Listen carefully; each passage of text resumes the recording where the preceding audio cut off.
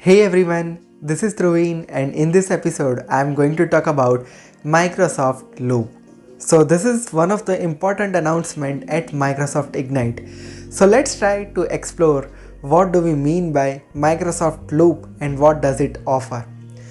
Before we get started, if you are for the first time to my channel, make sure you hit subscribe and also don't forget to follow me on my Instagram and Twitter account. The links or IDs are available here or in the description box.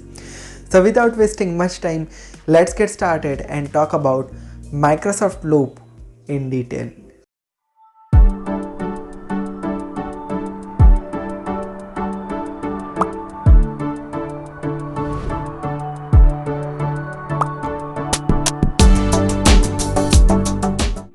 So according to official Microsoft documentation, Microsoft Loop is a new app that combines powerful and flexible canvas with portable components that move freely and stay in sync across the apps, which enables teams to think, plan, and create together. So, three important terms are here: portable components, sync across the apps, and think, plan, and create together. These three words are self explanatory to understand what Microsoft Loop offers. To understand the Microsoft Loop in a better manner, we need to go with the three elements that it provides. The first is Loop component, second is Loop pages, and third is Loop workspaces. Now let's try to explore what it offers to us. So let's get started first with the Loop component. Let's say for an example, in your organization, you are looking for voting table where everyone is providing their vote and you need to see the live result over here on the fly. You can go with this kind of loop component where everyone can collaborate and provide their responses. Second useful example is status tracker. Let's say you are working on the project and you wanted to see the live status of any of your tasks. At that time as well, loop component will help us. Let's say for an example, you are working in Dynamics 365 and you wanted to see the live status for an entity. At that time, you can easily add that over here as a component. The beauty of this loop component is it's an evaluation of the fluid component. Also, it is syncing across all the apps no matter where you are using it. Let's say for an example, you are creating this status tracker in Microsoft Teams, but you want to consume it to OneNote or any other Office product. You can easily add over there as well.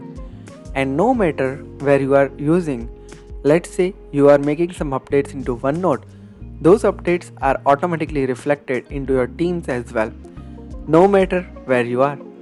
So isn't that amazing? Now let's move towards the second important element, which is loop pages. Let's consider an example of one of the marketing project. Now in the marketing we are wanted to discuss some strategies. So in a team what they are doing is everyone is providing their ideas or suggestions. We can easily move across the ideas in the canvas. So it is something which is providing a flexible canvas to us and our teams where they can easily share the different elements like text, file, links or any other data. Also, people can easily collaborate here and add the reactions and take the proper decision.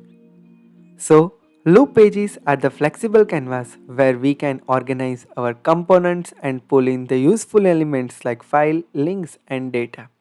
Now, let's move towards the third element, which is loop workspaces.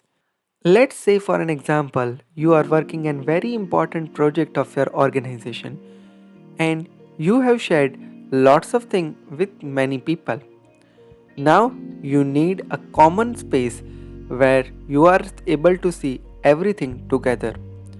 So loop workspaces are the shared spaces that allow us and our team to see and group everything important for our project.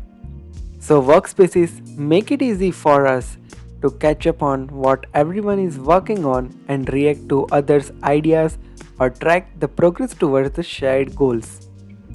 Any team member can easily collaborate synchronously or asynchronously whenever any inspiration strikes in their mind.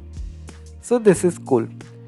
Now, to summarize everything, Loop Workspace is a shared space where everything combines together.